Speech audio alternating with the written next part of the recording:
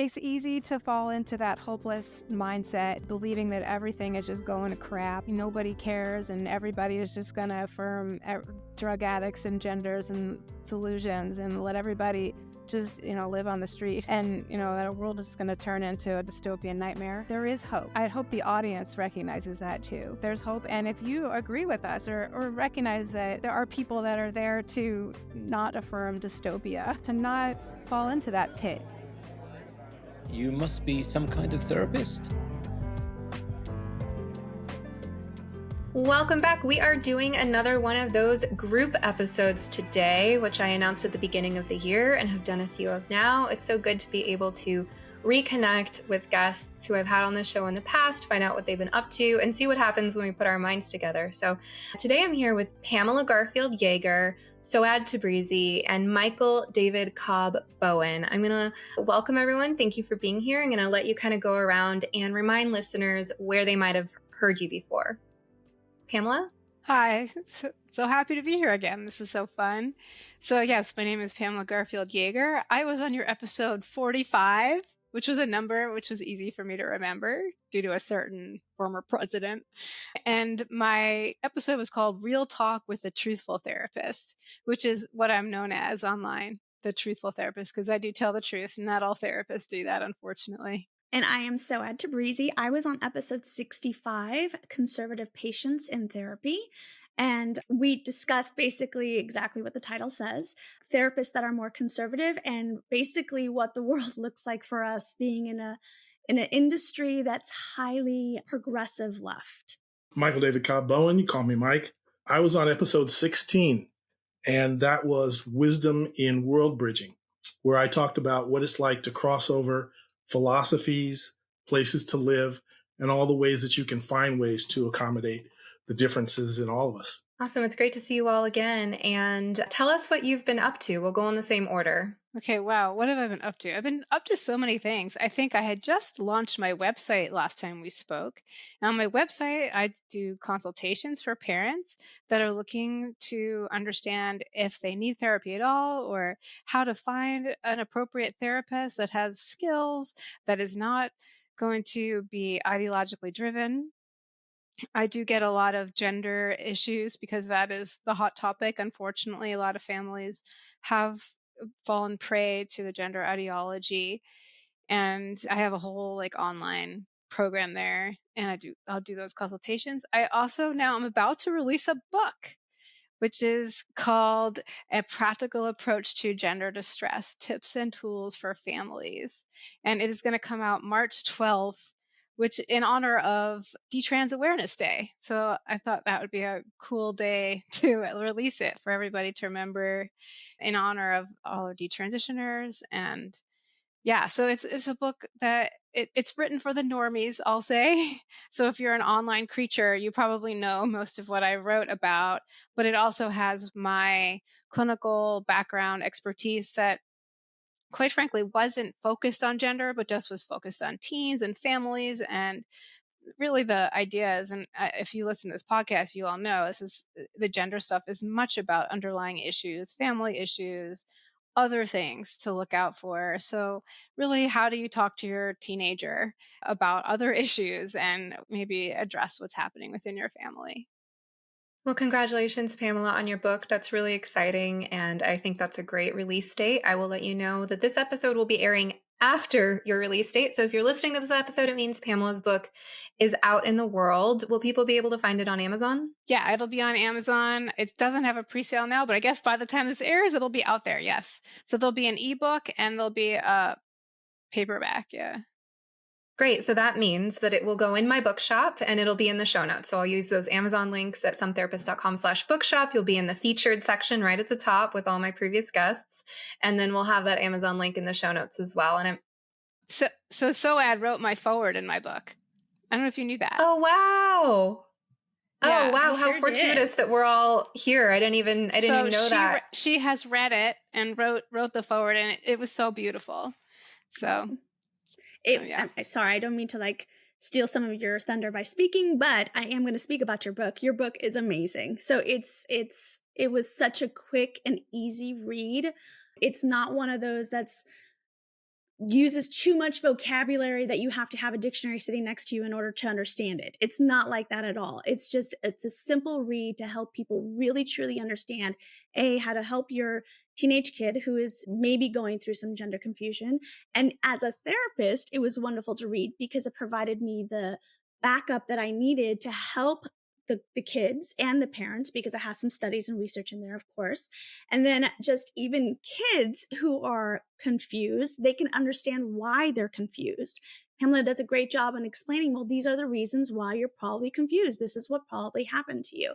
So overall, it's an amazing book. I was honored to write the foreword, and I'm very excited to be able to give it to my clients myself. So good job, Pamela. Thank you so much for that endorsement. So, besides writing the foreword to Pamela's book, anything else you've been up to? Yeah, so I actually did, I think after our episode, or maybe during, I can't remember, I'm sorry, but I published a journal. So it was a journal that's on Amazon. It's called It's Me, and it's a 30-day guided journal for anyone who wants to basically start journaling and don't know how, because I get that question often in my sessions. I don't know how to begin. I don't know what to journal about. Well, this 30-day journal gives you a prompt every day for 30 days just to get you to get into the habit of journaling. And then you're on your own after that.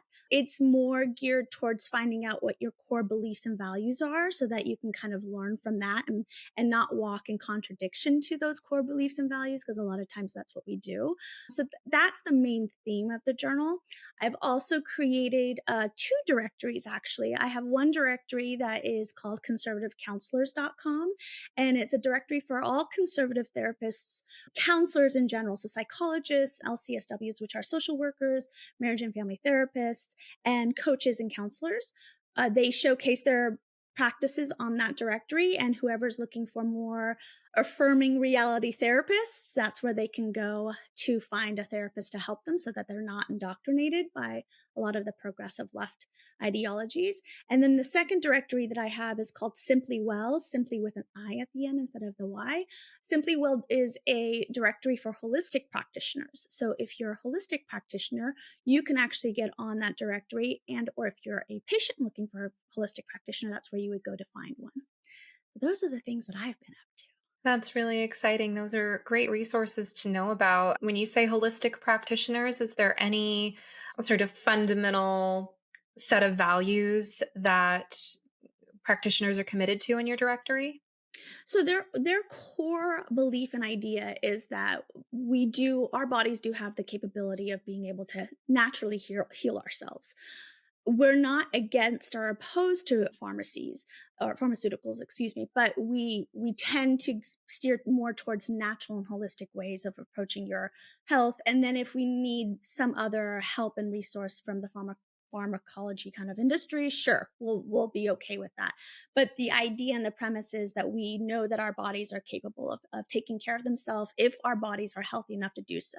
And the goal of a holistic practitioner is to get your body back to its original state so that you can start taking care of yourself on your own without having to go to today's pharmacies to get medicine and stuff. So that's generally what the holistic practitioners are.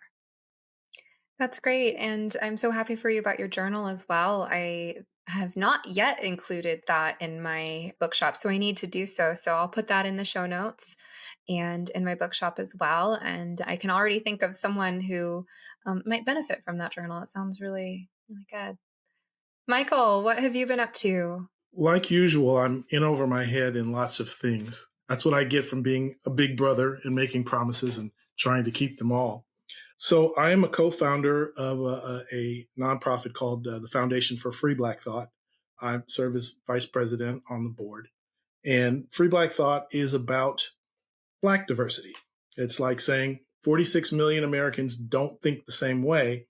And too often we're very reductive in our describing of race. I'm kind of a race abolitionist myself. And I think we've wed race to too many ideas and concepts. And we think this race owns this race owns that. It's very difficult, especially when you're talking about what we all commonly know as Black culture. But there's progress to be made. People understand that the Black community is not monolithic. So we have lots of resources. We have a fairly good following online. One of the things we started last year is our podcast. So the Free Black Thought podcast is, I'm understanding it's in the top 10% of podcasts in terms of the number of people that we do interview. There's been about 24 men and women that we've done. We also have a Substack, which is Free Black Thought at substack.com. We have the compendium for Free Black Thought, which is a library of a resource of over 600 writers on every side of every topic. So we can talk about controversies within African America, past and present. And we just put out newsletter number 5, which features some of the things from our personal perspectives. One of the things that's new this season of the podcast is one with myself and Wink Twyman. It's called Bowen and Twyman. And we are just kind of a counterpoint to the over serious stuff. We're older gentlemen who've seen a lot, and it's fun. It's interesting. People have even said it's wise. So look for that at Free Black Thought. On my own, I've always been a writer, an essayist, a critic. So one of my essays will be included in the next version of a publication of the Woodson Center called Red, White, and Black. Volume 1 is already on Amazon. Volume 2 will be available shortly, so you can probably pre-order it. I also have 3 Substacks of my own because I like to put my interests in buckets. And I generally talk to multiple different audiences. So I want to make sure I give my audiences what they want. My primary one is Stoic Observations, which is how I deal with everything as a practicing Stoic and be reasonable. And that comes from my growth out of the intellectual dark web and being something of a contrarian, as I used to be in right politics. The second one is new. It's called Human Race Man. And it's basically about personal deracination. And it's about the mental health benefits that you can get by stopping thinking about people in racial terms or ethnic terms. And one of the things I want to take up is, what does it mean now that everybody's getting genetic tested? I just took mine and found out that I'm 17% French. So does that change who I am? I don't know. And the third one is my newest project. And that one is where I take my professional stuff in data science and data engineering and STEAM in general. So that one's called Tessellations. And basically, I'm doing a lot of mentoring here in Los Angeles County. And I'm very interested into the educational integrity of STEAM with some emphasis on the arts, that I, as an affluent parent, was able to get my kids, but I see how other kids are kind of stuck without an arts education. And so that is a passion that might end up taking over my life. We'll see. But yeah, it keeps me busy, and I love doing all of that work. Wow, I only just wrote a book. You did like a million things. Well, I'm having the same reaction you are, Pamela, just to all of you. Like, just the intellectual caliber of the people I have on this podcast, and the fact that it's been going long enough, as we're, somewhere in the ballpark of 100 episodes-ish now. And I've met all these people, and each of them just have such rich intellectual lives and contributions to their community. And a part of me is like, what the heck am I doing talking to more than one person at a time with the level of intellectual caliber that these people are at, because we're just going to have so many ideas branching out. I have no idea where to start. I mean, Stephanie, you're too good for my ego. I really appreciate it. Thank you. I'm just buttering you all up so that I can, have the social capital to challenge you later when I disagree with you on something. But I mean, there's so many places to start. Like, I want to ask more about Pamela's book. I also want to know, Michael, the things you said just intrigued me with your thoughts on what's happening in the field of STEAM right now. And I want to ask, like, what are the mental health benefits of deracializing your mindset? I mean, there's just so many places to start. I like Guys, that help topic. me out. I Okay. want to talk about that more. I would love to discuss that. I mean, I think that's a great idea. It's strange to we didn't used to have to even think, to me, I guess, I didn't think about that so much when I was a younger person, I'd say in the 80s and 90s, as we are thinking about it today, because of the way our culture has shifted so much to divide people by race and talk about race and equity and privilege, not privilege, all the critical race theory things. But in general, yeah. So it was always there. We can't deny that, but it's just more extreme now. But yeah, I want to hear more from Michael about that. If you're looking for a simple way to take better care of yourself, check out Organifi. I start every day with a glass of their original green juice powder mixed with water. It contains moringa, ashwagandha, chlorella, spirulina, matcha, wheatgrass, beets, turmeric, mint, lemon, and coconut water. 100% organic with no added sugar. It's the best tasting superfood supplement I've ever tried. It's super easy to make, and it makes me feel good. Organifi also makes several other delicious and nutritious superfood blends, such as red juice, immune support, protein powders, a golden milk mix, and even superfood hot cocoa. Check out the collection at Organifi.com/sometherapist. That's ORGANIFI.com/sometherapist, and use code sometherapist to take 20% off your order. I think the most important thing to recognize is that everybody agrees that race is a social construction. It's a social construct. It's something that we inherit from our society. And the question then becomes, how serious do you take that inheritance? The American history, things that happen that we have no control over, okay, so there's a stoic angle, gives us a racial identity. So how seriously do we take that? Do we, when we hear a call, do we necessarily respond? And is it healthy to do so? I give a perfect example, I think. I just read about Aaron Magruder, who wrote the Boondocks. And one of his characters says, something that came in a Public Enemy video like 30 years ago. My people been persecuted. I got a right to be hostile. So if that's your attitude, if you feel like you have some kind of obligation to be hostile in society, what good does that do you? Is it really helpful to be? And I think it substitutes a political standpoint in dealing with people rather than a social one. If you have to negotiate all of your relationships with everybody and then you racialize everybody, then you come with these certain assumptions that your hostility is going to get you something, and it's going to get you something as a Black person. So it's, I think the crisis that we see in what's called I forget now. It's like the complaint studies. Everyone comes to the table with these are my complaints, and you have to study my complaints, and only then will America be better. And it's like, if you grew up long enough ago, you'd say, people don't need college courses to make friends across boundaries. It's happened naturally.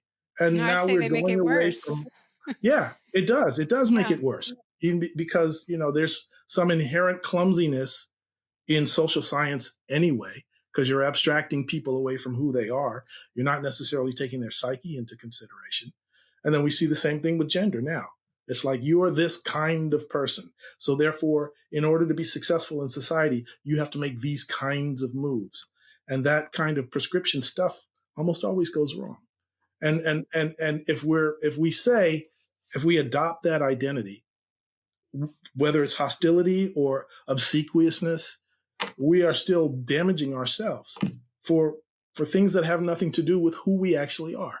So Free Black Thought is trying to let people be themselves, trying to take advantage of this individualistic culture that we have, so we can have self-possession and self-agency. And I think that's always good in terms of mental health. And so it's not a Black problem that nobody else can understand. It's a psychological problem that we all share. So let's get healthy about it, shall we? I love that. That was, if you don't mind, I'm going to speak a little to my own experience in regards to that. I'm obviously not Black, but I am of Middle Eastern culture. And I grew up in a town that was predominantly just white. And I went to high school that was, everyone was well off. We had to pay tuition to go to this school. So everyone was pretty well off. And in this high school, and I went to high school in the 90s, early 90s, actually 1990s when I started high school. So we were taught in high school that if you're not white, you're other. And not by the whites. They didn't care. It was by the other cultures that cared. You don't hang out with the whites because you're not white. We're other. And it was during high school that I started recognizing and knowing, oh, I'm something else. Prior to that, I didn't know anything. And it was this social idea that if we're not white, we're other, and we hang out over here, we dress like this, we do this, this is what we do. And that became my identity. I'm no longer friends with my white friends because I'm supposed to be this other group, this other ethnicity. And most of the people in that group were either Middle Eastern, some Blacks, some Filipinos, Asian cultures, but pretty much no whites. And again, not done by any of the white people. They didn't care. It was us that did this to us. And I remember one year, I think it was towards the end of high school, that I decided that I wasn't going to dress like them because I really wanted to just wear what I wanted to wear. I wanted to have that free thought that you talk about. So I did. I wore what I wanted to wear to school. And the first thing that one of my friends from that group said was, "Oh my God, you're a sellout." And I remember that hitting my soul like, what am I selling out? I literally just dressed differently. I'm still the exact same person. I don't even get it. It wasn't until later years that I was able to remove myself from thinking that white people are the enemy, white people are bad, white people don't like me because of what I am. And again, never from anything the whites ever did to me. Never. But it was just the psychological banter and the continuation of it being in my brain over and over again from the culture that I was just engulfed in that told me they're bad. So therefore, we are different. We are not good. We're different. They're great. They're wonderful, but we can never be them. We're just different. And I hated that.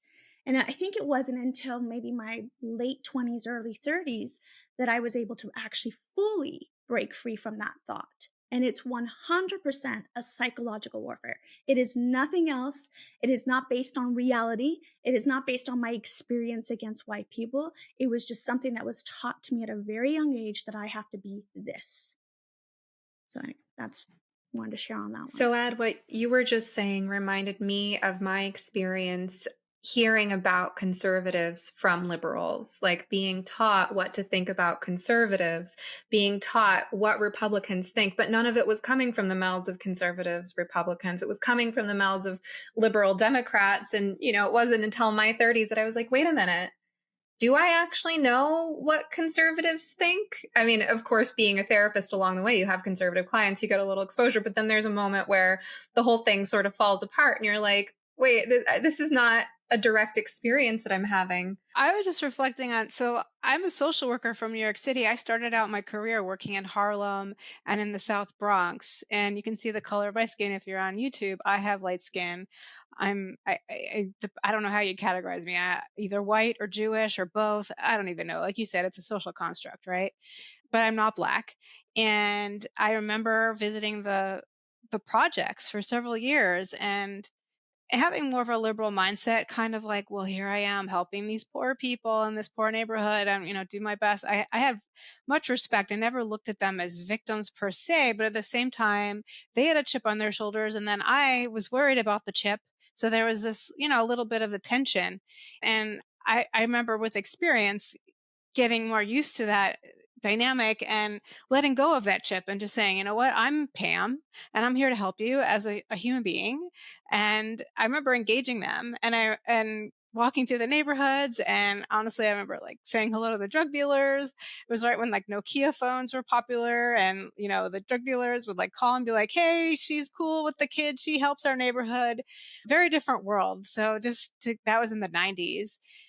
But there was certainly a phase where it took a little time to earn their trust. And not just because I'm a social worker, there's that piece, but I think it really had a lot to do with the color of my skin.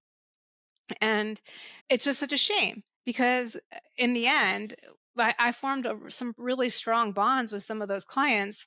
In fact, some of them became like members of the board or whatever of the agency I was working for. So I even kept in touch with them, beyond being clients for a long time. I wasn't really doing therapy. So it's not the same as, regular therapy where you don't stay in touch with their clients, but they were a part of this agency. So it became part of this community.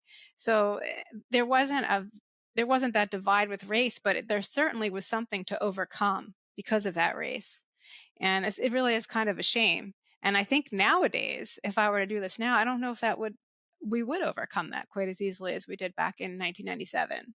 So, Michael, I was listening to your podcast with Stephanie earlier, and you had said something that your grandmother had taught you, that some people just stay mad to stay mad. And I'm wondering if that influenced you in any which way, to know, like, I'm making a conscious choice in my views and my ideologies, and if I am going to choose to be angry about something just to be angry about it, that's not the person I want to be. Like, did that affect you in any which way growing up, or did you not understand it until you became an adult? I come from one of those, I'm very fortunate to have a fairly stupendous family. And it's one that I think is, by Black American standards, fairly mobile. You know, my mother is from New Orleans. She's Catholic. Well, she's an ex-Catholic, like many ex-Catholics. My dad is from New Haven, Connecticut, an Episcopalian. My grandfather on my father's side was in the Connecticut State Guard. So he had a state issued pistol, like right over at the end of World War II. On my father's side, or excuse me, on my mother's side, my grandmother was a master fabric cutter for the company that invented the seersucker suits. So we've had skills and ability to travel around. My wife is from Michigan. My son was born in Brooklyn. My daughters were born in Atlanta. And I basically got family all over the place, including South Dakota and Florida. And so I always had the ability to reject racial stereotypes, because it's like, well, I don't have a single parent family. I have all these cousins. I have all these aunts and uncles. I'm part of that. You know, sometimes I look at, there's a new movie on Netflix or a series called The Brother's Son, where you have this very traditional family and you don't go against the family. And the family is a central part of your first education. So I always had that big family around me. I didn't have to go to school to a grievance studies class and say, this is what it means to be Black. It was like, I know what it is. In fact, my parents were there at the first Kwanzaa. So I know the guys who founded Kwanzaa. My dad was one of the Watts poets. So I had this it was easy for me to be Black. And I'm like, okay, so I'm Black. So what? What kind? What am I going to do now? And there's this kind of, I don't know, you might even call it Black privilege, where you say, okay, I'm Black and I have the privilege to speak for all kinds of Black folks. So you're going to do what I say. And there's an industry in this. It's been around forever. So I was fortunate to have good parents, good grandparents. Both my parents were social workers. So they're helping other parents be good parents. It's like having a parent that's a teacher in elementary school. You already know what to do because you do it at home. So yeah, I had that good fortune. And a lot of people just depend on unreliable sources, and they're not taking necessarily responsibility because it's easy to fall behind a stereotype. I don't know if any of you have heard of a guy named Tajfel, Tajfel. I never hear his, but he in the 70s was the guy who basically came up with the theory behind groupthink. And so I can now understand why groupthink is so powerful, because Tajfel proved that it could be over any difference, anything. I could just say, all right, pick up your pencils. And whoever picks up their pencil in 30 seconds or an odd second, they go to that side of the room. And he split up a classroom of, same public school boys in England. So they all pretty much had the same background. And he could get them to fight against each other. So you can come up with kind of any kind of social construction and then retain a kind of groupthink that puts people at odds. And I'm sure you guys have discovered this with Republicans and Democrats, who aren't the same people they were, when we grew up. There's nobody like Paul Simon anymore as a Democrat. It's taken over by progressives. So That's kind of our weakness. It's kind of our Achilles heel. We're social creatures and we need to bond with people, but we can bond over some trivially and bad stuff. So that's the way I see it. Psychologically, it helps a lot. There's something I want to kind of put my finger on that I think we're all concerned about. And I think it has to do with personality development, the development of character. You know, Michael, earlier when you were speaking and you talked about the grievance and well, I'm entitled to have a bad attitude because of what happened to my people or whatever, that sort of attitude. You know, I think just knowing us, you know, all three of you, I think what we're really concerned about, if I may speak, or maybe I'm just speaking for myself, but it's about how these mentalities and behaviors and cultural trends interfere with the development of a personality, of a character that can actually get you through life successfully. And, you know, I think that's coming from experience, just life experience. You know, those of us who are mental health professionals here have seen the real cost that it takes, the toll it takes on people down the line and their families, their health, their finances, and the public welfare, really, to allow bad ideas to fester, to allow unhelpful attitudes to become a part of your personality over time, to rely on them as your means of getting through the world. You know, we have a term for that in psychology. It's called personality disorders, and they're what you don't want, right? And so we've seen how not cute it is when you're 30, 40, 50, 60 years old and your whole way of getting through life is to blame other people and exploit and manipulate and take what you can get for yourself and not care about the consequences on other people. We've seen how ugly and nasty that can get. And so we observe these trends that are popular amongst the youth and the sort of the lightheartedness and the glibness with which they're embracing these unhelpful attitudes. And I suspect that I'm not alone in this group when I say that, you know, the anxiety that it gives me to see that, because we know where it can lead and how dangerous and destructive it is and how little tolerance other people have for that once you're past a certain age, and how the consequences fall on you.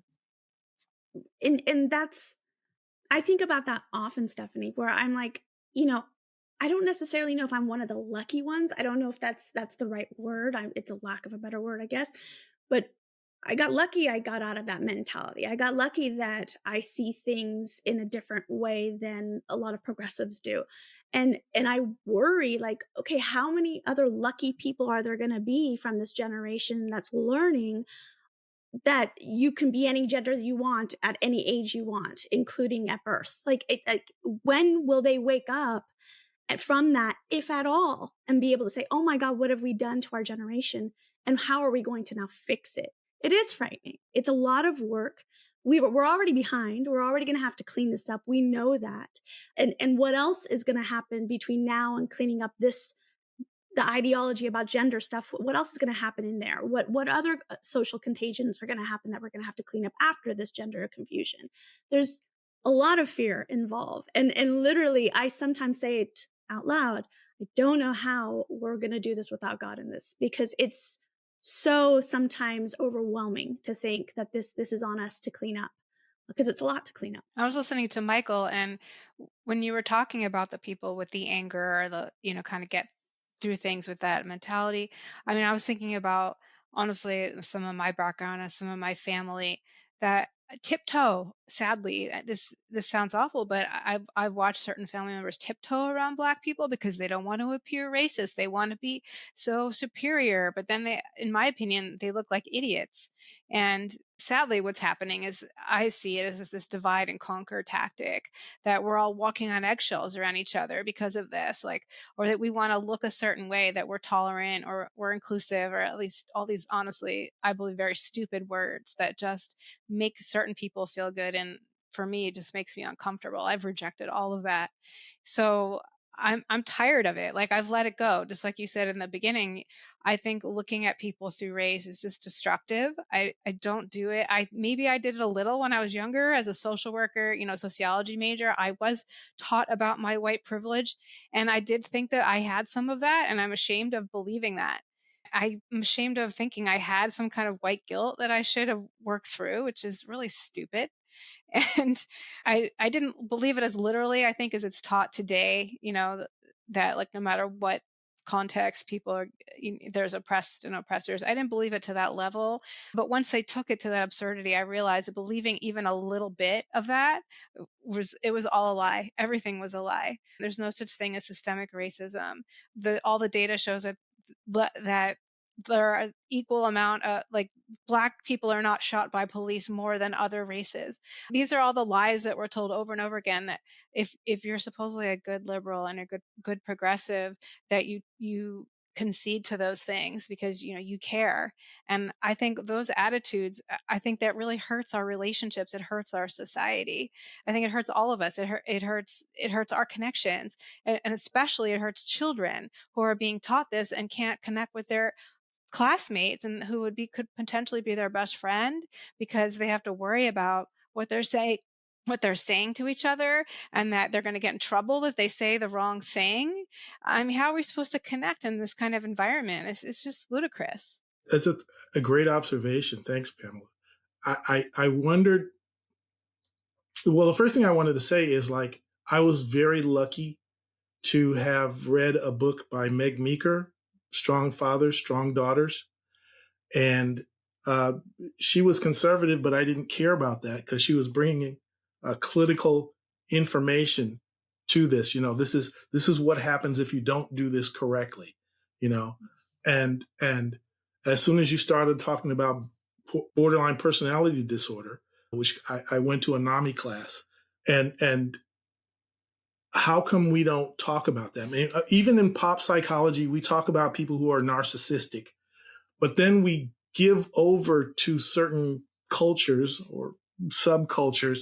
Well, it's okay because we know that anybody who is in this genre of death metal, there's something borderline personality wrong with them, but we kind of, well, it's not that bad. But if it's this gangster hip hop, or I don't even know how to go there because I shield myself away from that stuff. But you can really say that is a culture of borderline personality disorders, and these are the predictable dysfunctions that are going to come from that. And every time people try to racialize those results, I'm like, why aren't you just saying, that person is crazy? I mean, just bluntly. And then we accept that they're crazy. Well, that's how we do. And that's the kind of thing that I wish people with your background had more visibility, so they could say, okay, this person is just crazy. This person could benefit by doing X, Y, and Z.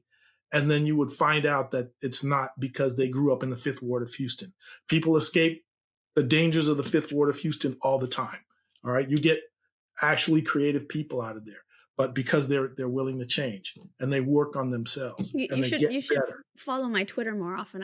I'm calling people crazy left and right all day, every day. So I will so much. It's and I agree with you. We have to call a spade a spade. Like, enough of this tippy-toeing around, caring about everyone's emotions, about how they're going to feel if I call you bona fide crazy. If you're acting whack, you're whack. Like, stop acting that way. And it has nothing to do with your race. You're just acting a fool, and you got to quit it. And if it happens to be that you're a Black woman with borderline, then it just happens to be. But there's plenty of Asians that are borderline. There are Persians galore that are borderline. So it's not a race thing, but we do need to be comfortable in saying, hey, you're not acting right. And you got to own that. You got to stop blaming the white man because of how you're acting. That's silly. Nothing is going to get resolved by you pointing the finger at somebody else. Let's look at you, let's fix you, and let's see how you can live in a world with a bunch of white dudes that perhaps might be narcissistic. Fine, but you got to figure that out. And we don't do that enough as therapists, 100%. I can say us 3 therapists do for sure, but not most of us. I think a better term for mental health professional is sanity specialist. I like that. Yes. You guys are reminding me of this video that I saw the other day. It was this woman had set up her camera to film herself having a rage fit. I saw that. Oh, I you saw too. that. I saw Okay. that. I So think, it's this young woman. I'm just going to describe it for people who haven't seen it. There's already holes in her closet door. And then she films herself punching and kicking more holes in her closet door.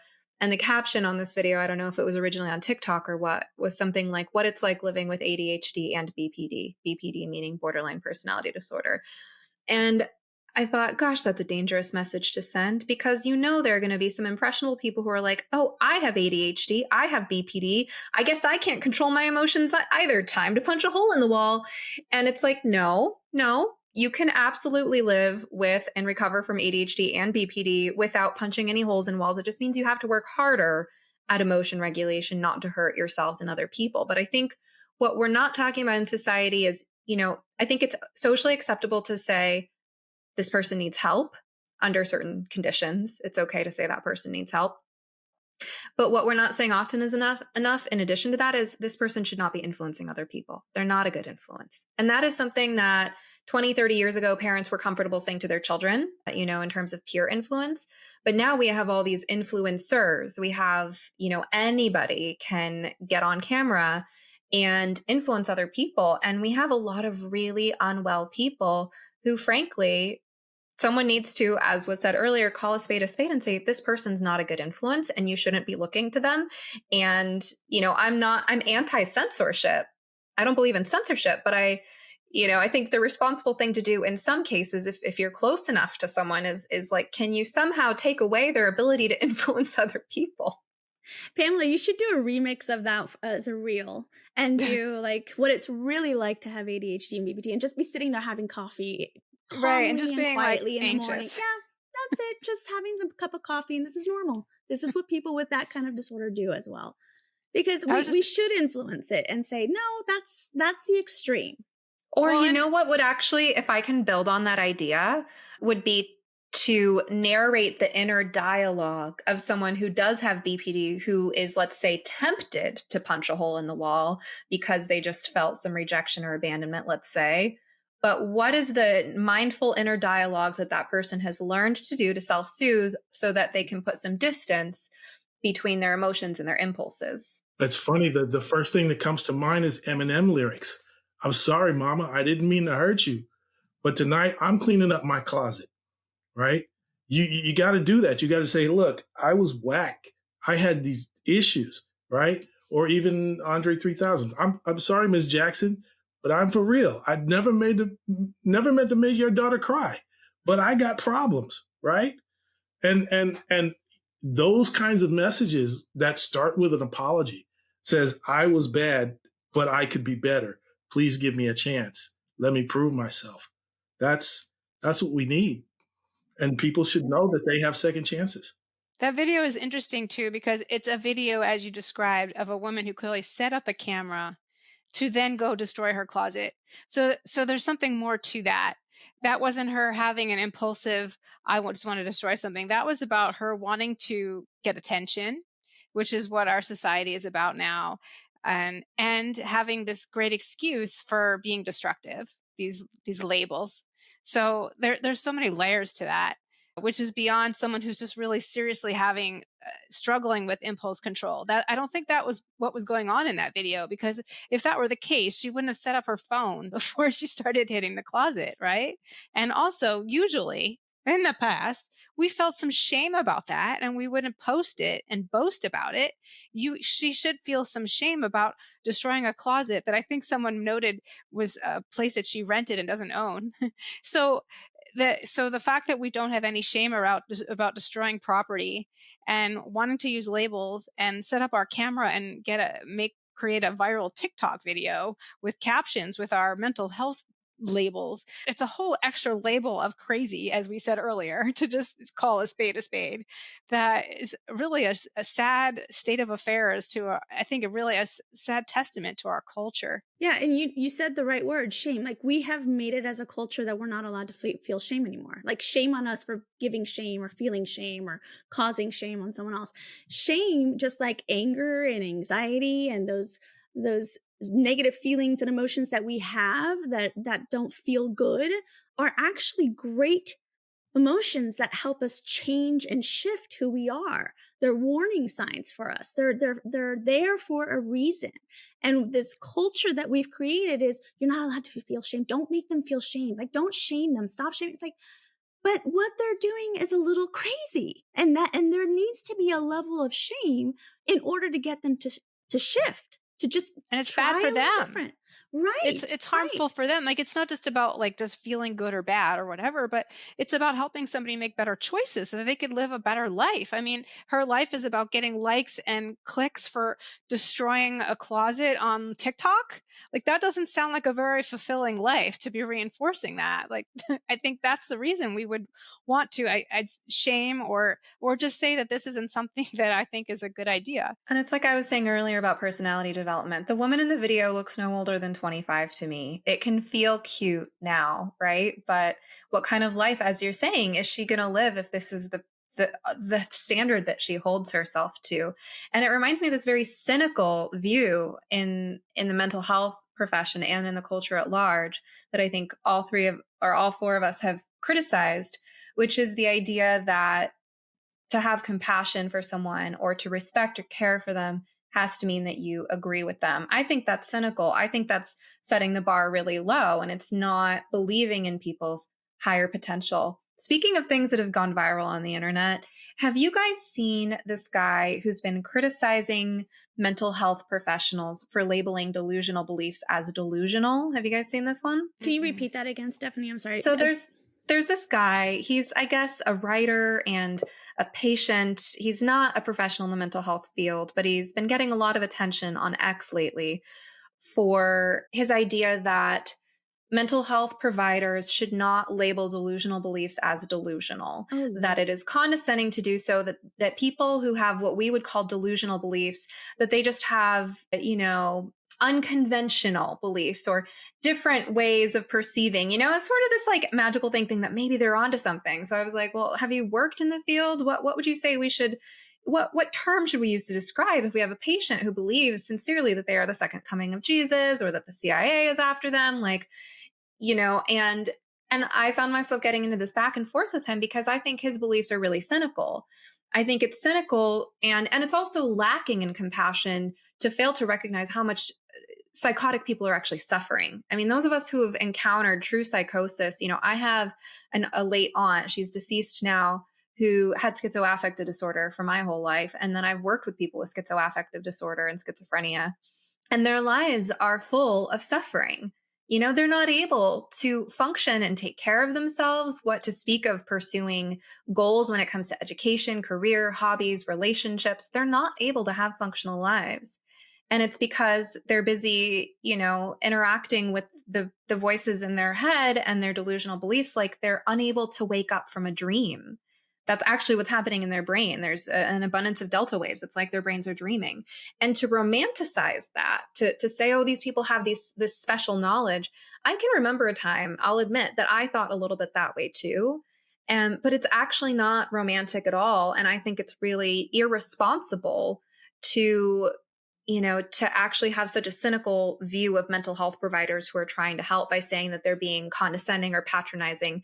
And I found myself saying things to him like, your worldview as it stands now is paranoid. It takes all these well-meaning, skilled therapists who you're disagreeing with and frames them as some kind of villains for asserting the belief that their grasp on reality is indeed better than someone else's grasp on reality. That was the idea he was criticizing. And I'm thinking, I would not challenge the idea that someone else's grasp on a heavy weight is stronger than mine. I can't lift very much weight. I have no problem admitting that someone objectively is better than me at a lot of other things. Why is it not okay to say I objectively have a better grasp on reality than someone who thinks they are the second coming of Jesus? Whether you're a long-time or first-time listener of the podcast, odds are you're just as concerned as I am about the gender ideology crisis that's affecting today's youth. What you may not be as aware of is another insidious practice occurring in med school classrooms, practitioners' offices, and hospitals alike: the discriminatory practices that focus on race instead of qualifications of healthcare providers. These universities, associations, and sometimes even states are breaking federal laws in their racially discriminatory practices, and one group is holding them accountable: do no harm. Do No Harm's membership-based organization is fighting so that patients get the best quality service and so that today's med students succeed as tomorrow's medical providers. If you're a medical provider, I encourage you to join Do No Harm today. Learn more and sign up at donoharmmedicine.org/sometherapist. That's donoharmmedicine.org/sometherapist. And you're absolutely right about that, Stephanie. We have lost the gift of being able to look at someone and say, God, they're so much better than me at so-and-so. They're so brilliant at that, and I'm not. Like we're unable to do that now as a society, to give praise to people who actually know how to do something better than you. And instead, what we've done is become the victim, that whole victimhood mentality. I am a victim because I don't have what they have. Therefore, I'm going to punish them for having what I don't have. It's unfair. They're privileged. It's not right. And I should be able to have that. And since I don't, poor me. And we miss out on so much when we deprive ourselves of that. So for example, I am really good, I would say above average, at taking ideas in my head and turning them into words. I am not good at all at taking ideas in my head and turning them into images. I can describe an image with words, but I cannot paint or draw for the life of me. That is a skill that I am so grateful other people have. If other people didn't have it, I would not be able to surround myself with beautiful things. I love to surround myself with beautiful things. I could never have created this thing behind me that I'm pointing to for those who are just listening. So, I mean, we get to live in a better world, subjectively experience a better world when we can say, wow, I could never have done that. Isn't that amazing? I get to benefit from living in a world where someone has that skill and I don't. And to think that anyone else being good at something is an affront to you is just such a narcissistic belief, and it creates such an impoverished and sad world to live in. Yeah, jealousy really gets in the way. And then we can't have gratitude and appreciation. But back to what you were saying before, you're basically saying, I don't know the tweet, but it sounds like that person is kind of doing another form of affirming therapy. So they want to affirm these delusions. And that is really dangerous, especially if someone is having dangerous delusions, or if it leads them to do things in their life that are dangerous. I mean, I had a horrible situation in my private practice years ago where I did have a patient who became delusional after smoking too much weed. And then because of his delusions, he ended up getting into an altercation with the police. And I don't even want to say it had a tragic ending. And I just I just think about how, and he wasn't really saying anything dangerous in the moment, but the fact that he was having these delusions, if it still had the tragic ending, but if I had just said like, "Oh, that's great," or "Oh, you're right," like all these people are after you, we got to go do something. Let's investigate that. Like I would have just increased his anxiety even more. You can't just affirm someone's delusions when you know that they're not true. I mean, maybe this guy is thinking, well, maybe there's something that seems outlandish, but it could be true. Like we always watch those movies where we're in on the main character that knows that there's something crazy, but it really is true, but that's the movies. That's not real life. We're dangerously getting close to a place where we're basically going to then affirm a schizophrenic listening and hearing their voices or seeing people in the That's room. exactly what it sounds like. That's where we're going. We're Right. going to that area. Yeah, the key word there is lived experience. This is my lived experience. Yeah. And nobody has a right to tell me that my lived experience is not correct. I hate that because phrase. every time I encounter somebody with blonde hair, I know that they're out to get me. Or anytime I see a brick building, I know there's systemic racism happening in that building. Now, I'm never going to go inside and check it out because I'm fearful. It's very strange. It's interesting to see, as a parent, my teenage daughters, when they started going to high school, they found out how all these girls would introduce themselves in terms of their weakness. They're just like kind of bragging, I could never do this, or I could never do that, and I can't run faster. And it was just a weird kind of insinuation that was kind of friendship, but it was also passive aggressive in a weird kind of way. And I just said, you guys go on and excel at what you want to excel, and don't worry about that. But I wonder, especially here in California, how mental health becomes a stalking horse for other kinds of things that take parents away from their children, takes that conversation out of the home, takes, other ways of doing it, and they kind of institutionalize it in the public school. Your parents don't have any rights. We're the professionals, where they're actually not mental health professionals, but they use that to get, and that gets into gender dysphoria and all that kind of stuff. You know what, Michael? That is the perfect segue to Pamela's book. Take it, Pamela. So I just moved out of California, but I have been living in California since 2003 in the Bay Area of California. And I was a school counselor there. And I think I did some good work there as a school counselor. I actually supervised a team on schools, but we struggled to do good work. And that was back in 2016 when there wasn't this push to divide families. But even so, the model of school counseling is really not very effective. I would find all the time that the kids would come and we would work with them. Maybe we'd placate them for an hour, but because we really couldn't reach the families, even when we tried, it wasn't effective. And we wanted to reach the families. This was at a time when the therapists and the counselors wanted to, or made an attempt. Now they don't want to, as you just said. Now that the goal, it seems, is to divide these families and to impose ideology on them, to affirm their genders, and to turn the kids against their families, whether that's intentional or not. That is the outcome. Very much so. But even before that, the parents would say, "Hey, school counselor, fix my kid." Now I don't have to drive my kid over to counseling after school and take up after school time, and I don't have to make that effort. So they're not involved in that way too, which I think really just makes a difference. When the parent is not involved in the process, it renders itself almost completely negligent and ineffective. But yeah, so about my book, which is really for parents and families, but like Soad said, I mean, really anybody could benefit from it, but I guess it's written to them.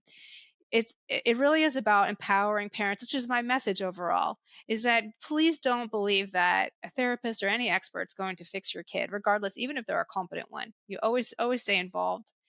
And my book talks a lot about all the corruption that's happening in the mental health field, specifically with gender. I attended a workshop in California in the Silicon Valley area for a CAMPT, California Association for Marriage and Family Therapists.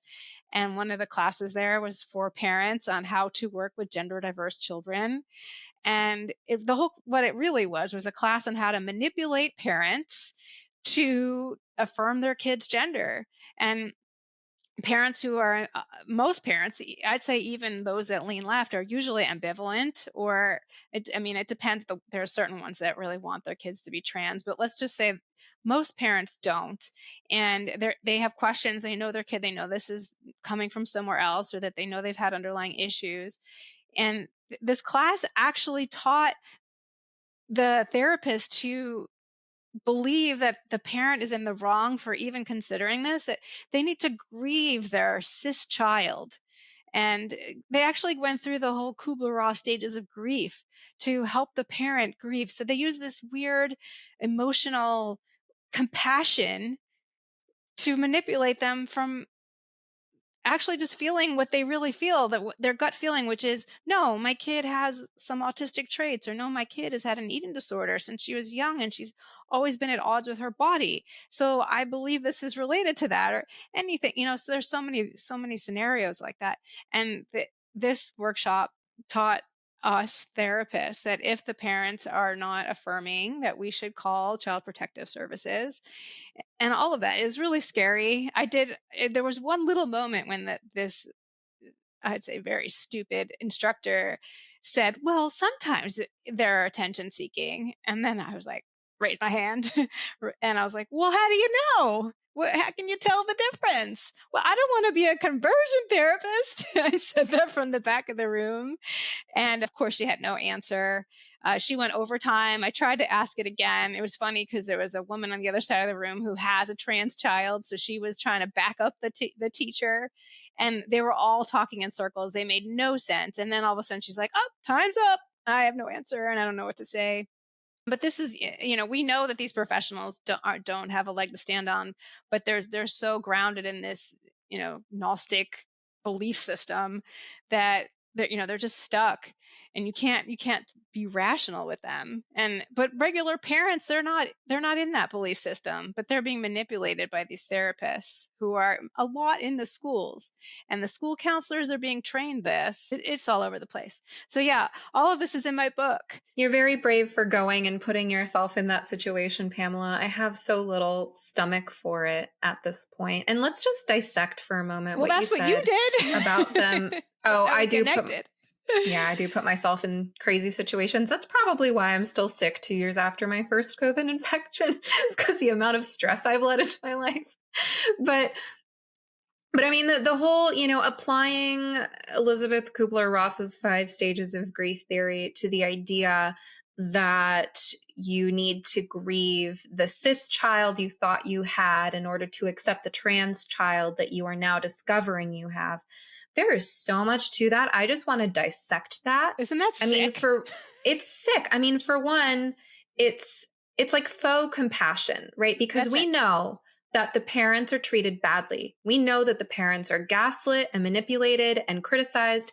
And so on the one hand, it seems like a welcome relief from that for someone to say, oh, we understand you're grieving. We will help you with your grief. But on the other hand, it's not compassionate at all. It's basically telling the parent to give up and accept that your child, as you knew them, has died, and this is final, and they have been replaced with the true person inside of them that you never knew, which is this magical trans being for whom the laws of nature and physics do not apply.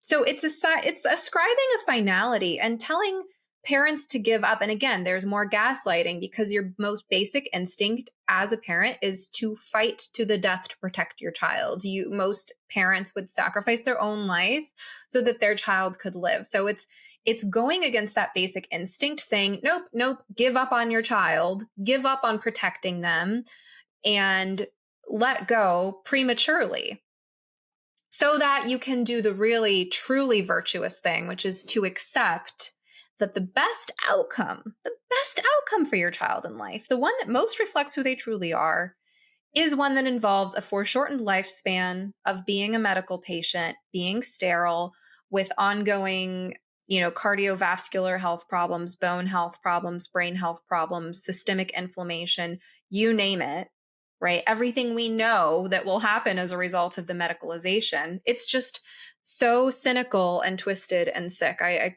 seriously, I'm for all the take it Yep. a step further and use Soad language and say we're basically asking these parents to believe in their child's delusions, because that's essentially what it is. It's like, listen, your child has a delusion that they think they're an opposite sex, and you're going to have to believe that delusion. You're living in that fantasy world now. We're all going to have to live in that fantasy world with them. Forget about reality. Bad person. Yeah, and you're a bad person for being real. You're a bad person for knowing science. Shame on you for believing in what is real in this world. We are now going to be delusional. So get with it. Like, that is essentially what we're saying. I'm not talking about the adult who's 45 and wants to transition. I'm talking about the child who is 12 and is completely confused and now is delusional and thinking, I'm not a girl, I'm actually a boy, and I'm going to grow a penis. That's what I'm going to do. Full stop. No, you're not. You cannot do that. And that is what a parent's supposed to say. But instead we're saying, you know what? That's a great delusion to have. Let's affirm whatever you want, sweetie, as long as you're happy in the moment. Right. Oh, God. Exactly. Right. Oh my goodness. Yeah. Michael, how does this all make you feel?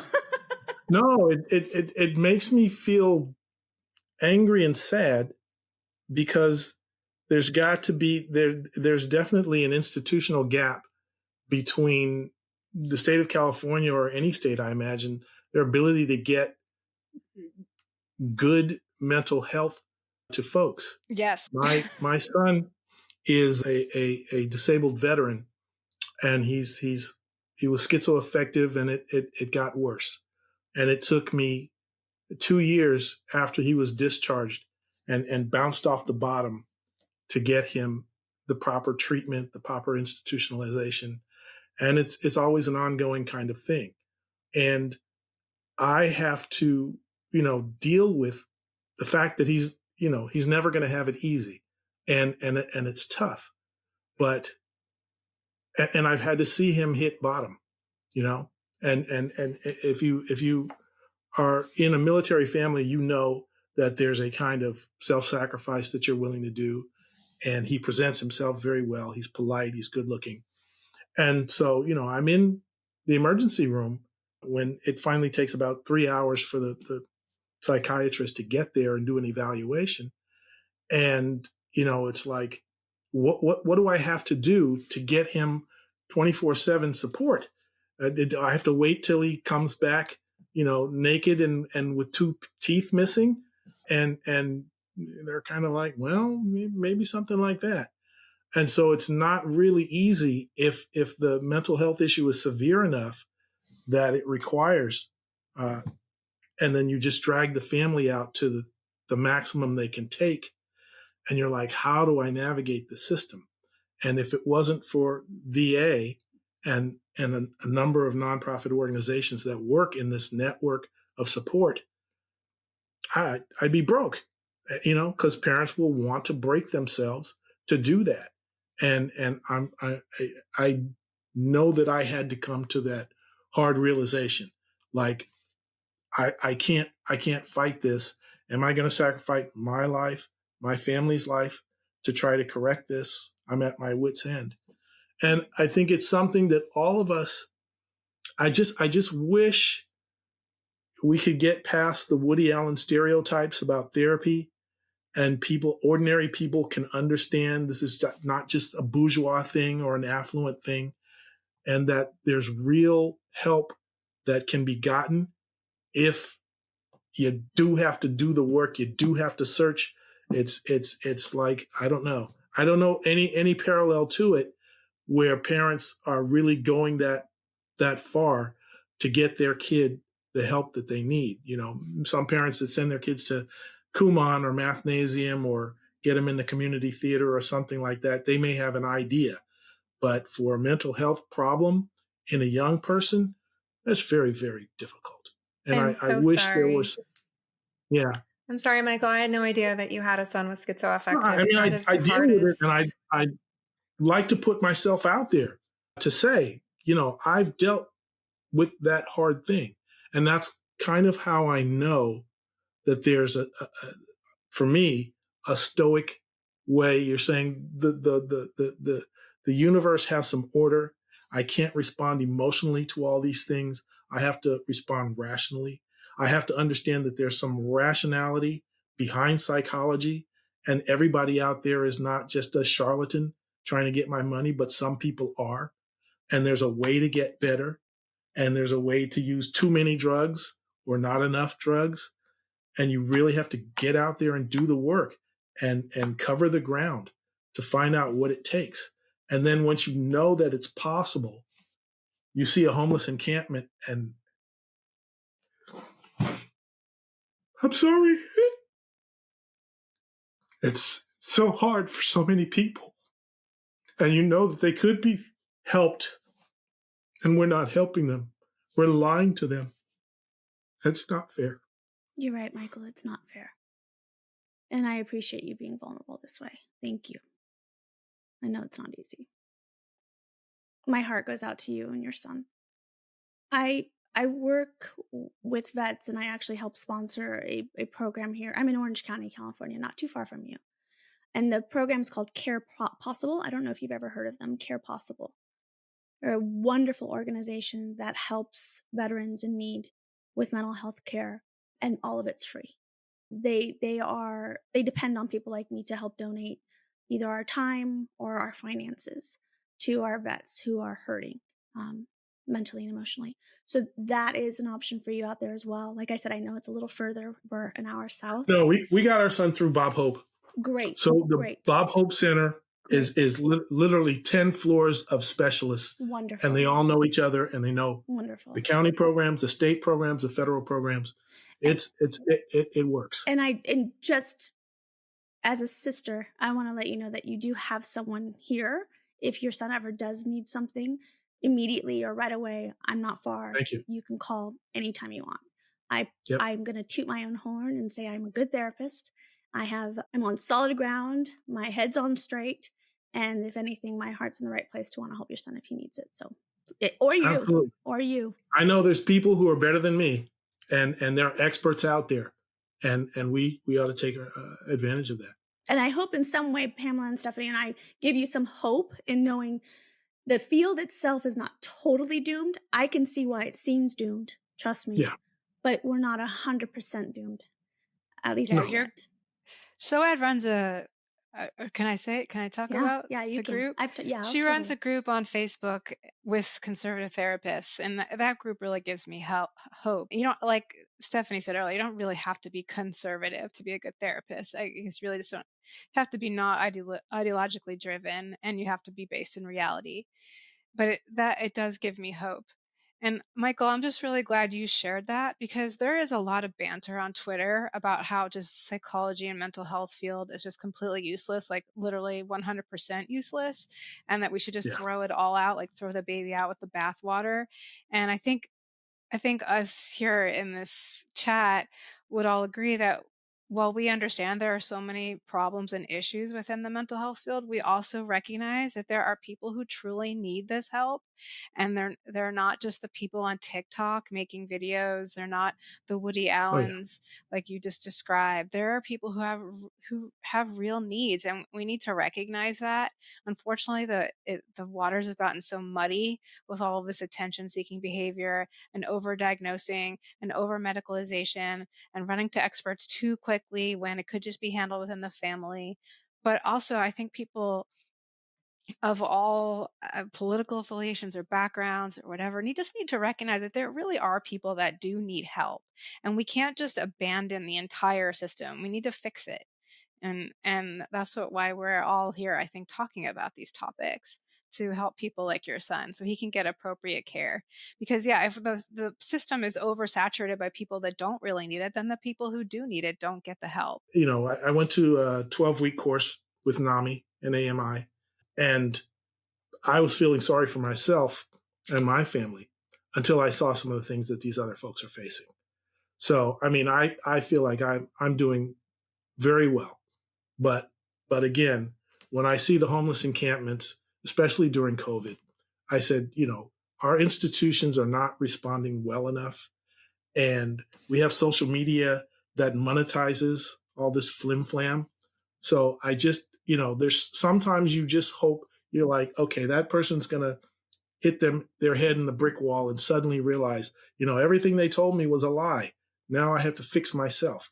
And I don't want to feel like the world has to burn because there's problems that nobody seems to be able to solve. So I'm actually hopeful. I have reason to have faith in the skills of people who do make a difference and heal people. And that's real. The healing is real. I love sleep. Sound sleep is a crucial foundation of good mental and physical health, from mood and concentration to metabolism and cellular repair. And I sleep very well thanks to my 8 Sleep Pod Pro cover. My side of the bed is programmed to be warm when I get in and cool down to a neutral temperature in the middle of the night so I don't wake up overheated like I used to. How would you customize your bed temperature? Visit 8sleep.com and use promo code SOMETHERAPIST to take up to $200 off your purchase. Even if they're already running another sale, this code will get you an additional $50 off. 8Sleep currently ships not only within the USA, but also to Canada, the UK, select countries in the European Union, and Australia. Thanks for considering purchases that support the show. I'd like to chime in with some personal experience. So I grew up with an aunt with schizoaffective disorder, and when I was little, so we're talking like late 80s, early 90s, she was in, full institutional, hospitals. And then as a result of policy and funding changes in California, she was sort of in and out of like halfway houses and assisted living type places and grandma's house. And just, there was never really the right place for her. And she, in some of these environments was sort of left to, she was eating like a gallon of ice cream a day at one point, and her skin was all broken out with rosacea. And And then it wasn't until I was in college that I started taking a course on nutritional psychology or nutritional psychiatry, which is fascinating. Unfortunately, I had to drop it because I had too many credits that semester to keep up with. But one of the things I remember was that the professor's daughter had started to develop prodromal schizophrenia. So she was basically in the early stages of what could be a lifelong, very serious mental illness. And they were actually able to trace her psychosis to a gluten allergy. And when they took her off of gluten, her symptoms remitted. Now, I am not saying that everyone with psychosis has a gluten allergy. Clearly, it's, a lot more complicated than that.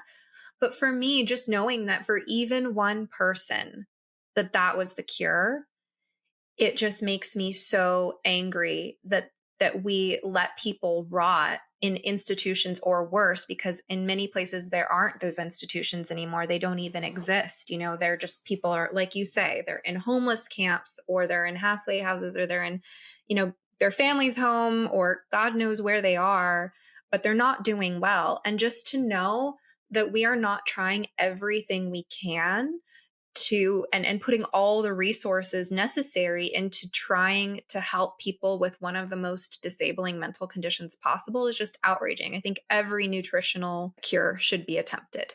We should be ruling out allergies, deficiencies, and we should be experimenting with things that affect what's actually going on with the brain besides just antipsychotics. Antipsychotics are, a short-term sort of stopgap solution. Oh, another one I heard about recently. You guys know about Bartonella? Mm-mm. Okay. You know about toxoplasmosis? No. Yeah. Okay.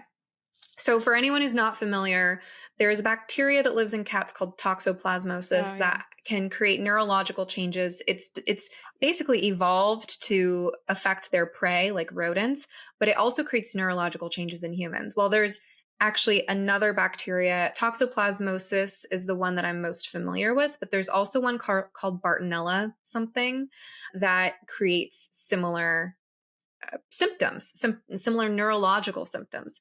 So I recently read a story of a 14-year-old boy who was presenting again with early signs of psychosis. And again, the prognosis, if someone is presenting as an adolescent or a young adult with signs that they might be on the path to developing schizophrenia or schizoaffective disorder, the prognosis is devastating, right?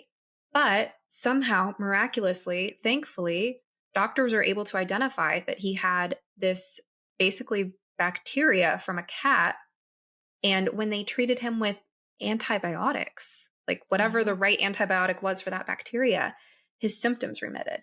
So that is just fascinating to me. And to think that, there's so many possible causes of psychotic symptoms. The fact that we're not trying everything medically, not just antipsychotics and therapy. And I feel like personally, I worked with this population as well. My first job out of grad school, I spent 1.5 years working in a residential facility for 18 to 24-year-olds with schizophrenia, schizoaffective disorder, complex trauma. Many of them were post-suicide attempts. And I can tell you that the resources for this population are not good. We were just keeping people alive in that facility and like keeping them from hurting themselves and other people.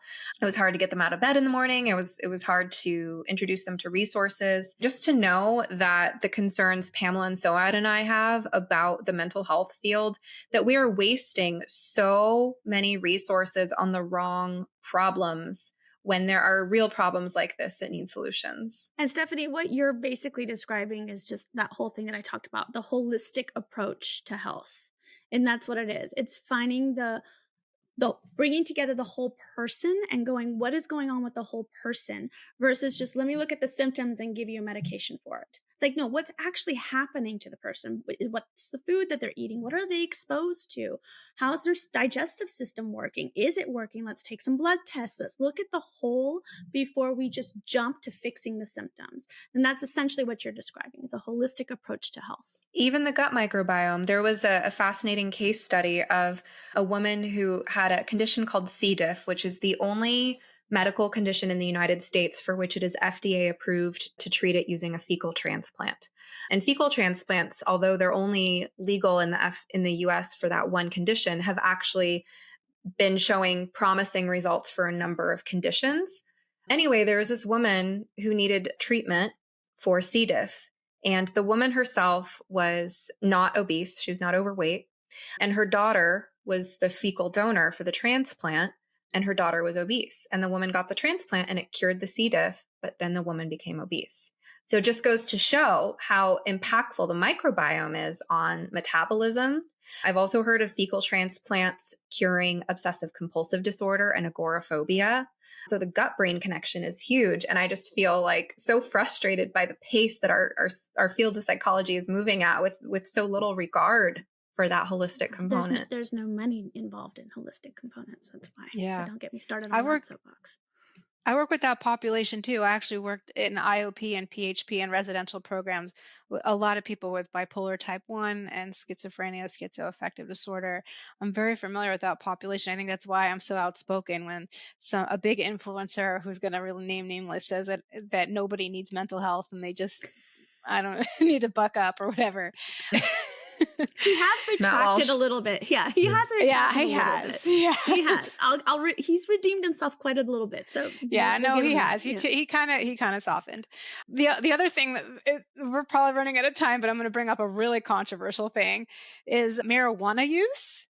I have found that population, especially the young adults, who you were describing, Stephanie, a lot of them became psychotic or used marijuana to try to null their psychosis.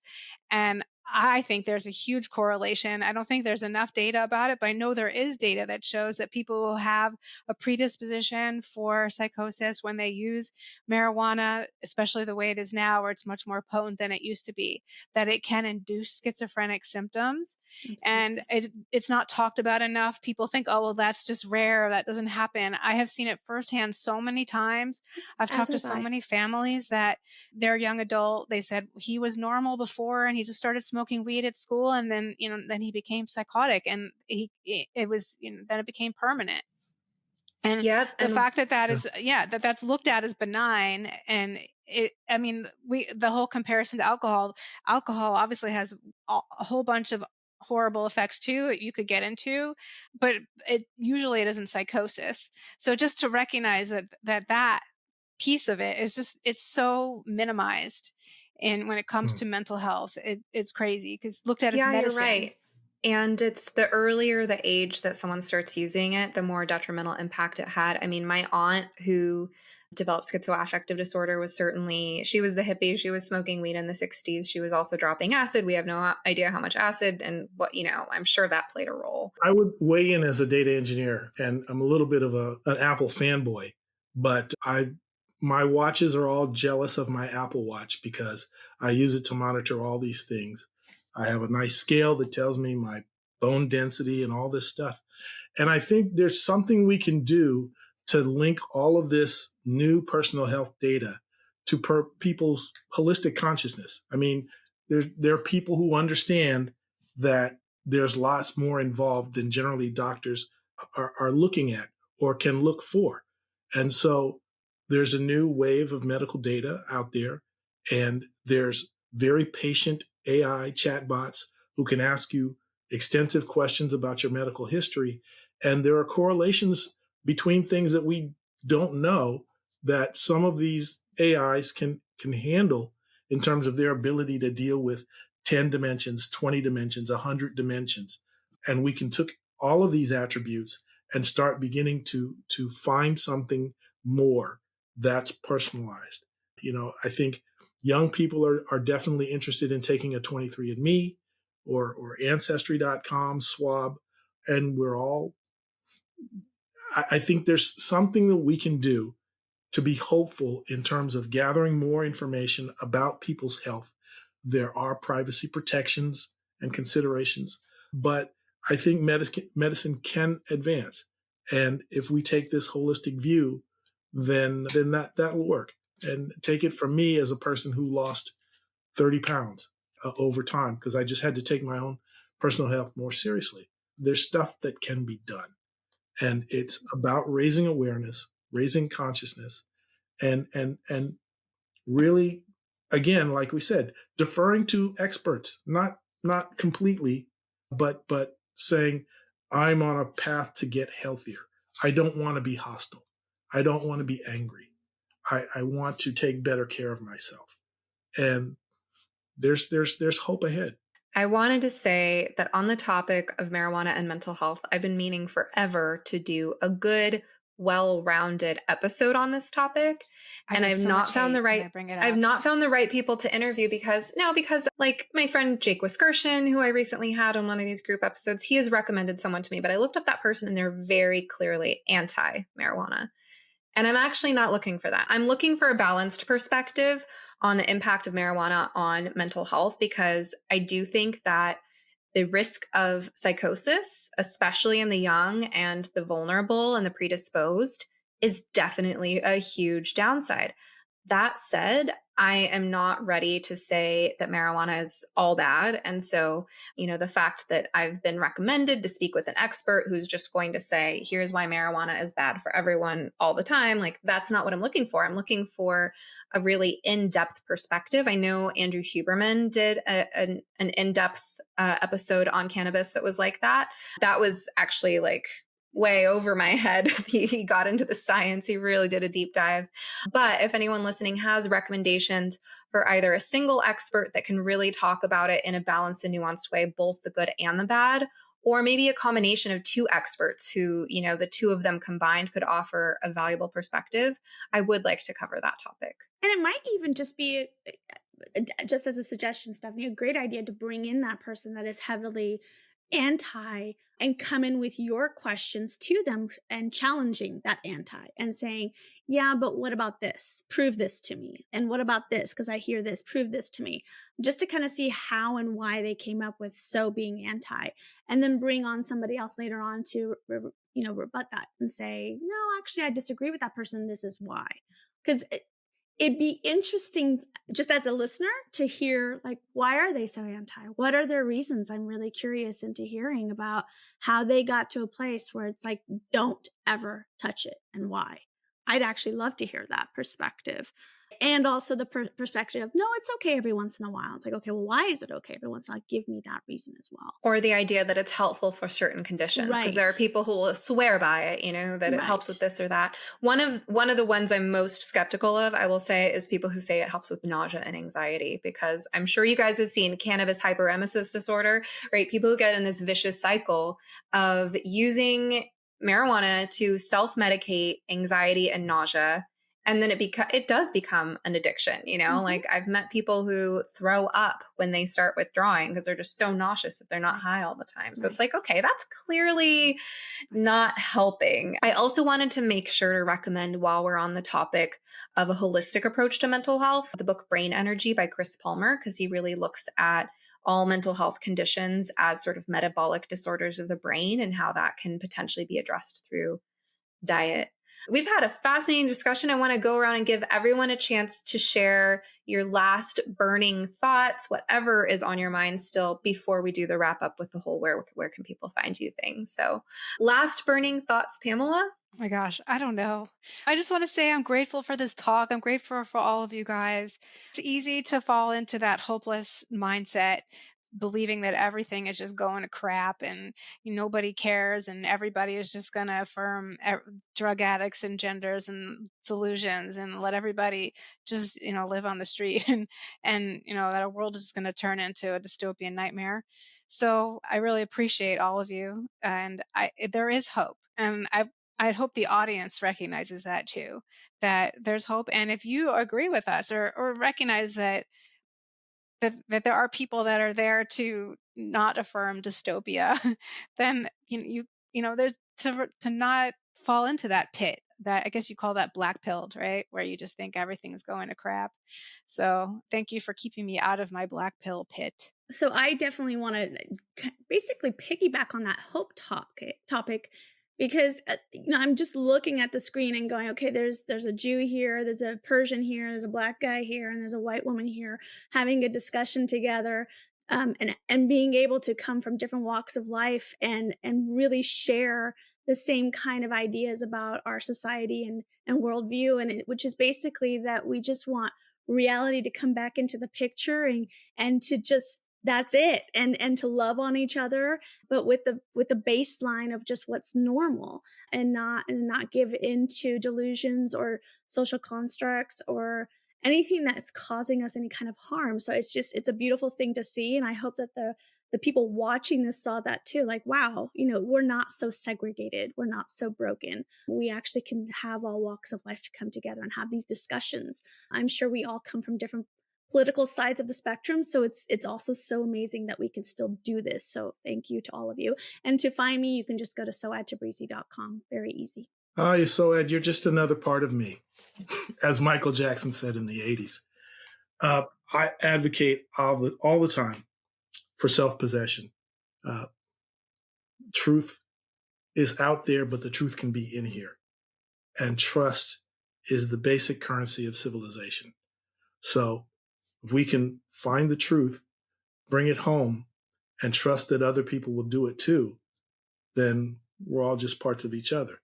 And even if you call us a cult of truth, we're always trying, we're always being open-ended, we're always looking to prove that we can be better. And that's something that every individual can do. Know yourself and know that you can be a better you. Just keep your ears and eyes and your mind open, and then discipline to ask the tough questions and find out. So learn around and find out. Learn around and find out. All right, lovely. Now we'll do the where can people find you? Okay, so you can find me on Twitter as Truth Therapist.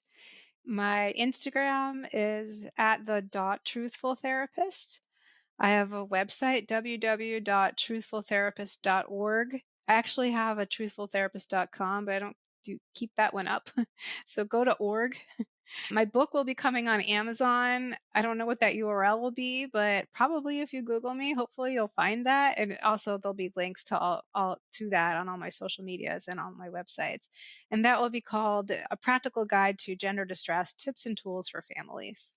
And as I mentioned, I'll make sure that your Amazon links are in the show notes and in my bookshop, where at sometherapist.com/bookshop, the top section is books written by people who've been on the show. And FYI for listeners, the second section is recommended reading for ROGD parents. So I already told you that you can go to soadtabrizi.com, but I am Soad Tabrizi all across all social media. So Twitter, Facebook, and Instagram. It's just at Soad Tabrizi. To find all my directories and the other little projects that I'm doing, if you go to soadtabrizi.com, just go down to the footer. There's a little icon that says Simply Abby. That's my umbrella website. If you click on that icon, that Simply Abby icon will take you to a website that has all my projects on it. But everything is on soadtabrizi.com. Michael David Cobb Bowen is been around long enough, so it's almost everywhere. So MDC Bowen, mdcbowen.org, .info.com probably doesn't work, but you can actually even ask ChatGPT, who is Michael David Cobb Bowen? And it'll write 3 or 4 paragraphs that are reasonably accurate. Most importantly, in my social work, I'm a founder and vice president of the Foundation for Free Black Thought. Free Black Thought is pretty much everywhere too. So you can find me. Great. Well, it's been such a delight to have you all join me. Thank you again. Thank you, Stephanie. Thank you so much. Thanks, Stephanie. It was great to be here and meet you guys. I hope you enjoyed this episode of You Must Be Some Kind of Therapist podcast. To check out my book recommendations, articles, wellness products, guest episodes on other podcasts, consulting services, and lots more, visit sometherapist.com or follow me on Twitter or Instagram at sometherapist. If you'd like to go deeper, join my community at somekindoftherapist.locals.com. Members can dialogue with other listeners, post questions for upcoming podcast guests to respond to, or ask questions for me to respond to in exclusive members-only Q&A live streams. To learn more about the gender crisis, watch our film, No Way Back, The Reality of Gender-Affirming Care at nowaybackfilm.com. Special thanks to my producers, Eric and Amber Beals at Different Mix, and to Joey Pecoraro for our theme song, Half Awake. If you appreciate this podcast and want more people to find it, kindly take a moment to rate, review, like, comment, and share on your platforms of choice. Of course, just because I am some therapist doesn't mean I'm your therapist. This podcast is not a substitute for medical advice. If you need help, ask your doctor, or browse your local therapists online. And whatever you do next, please take care of yourself. Eat well, sleep well, move your body, get outside, and tell someone you love them. You're worth it.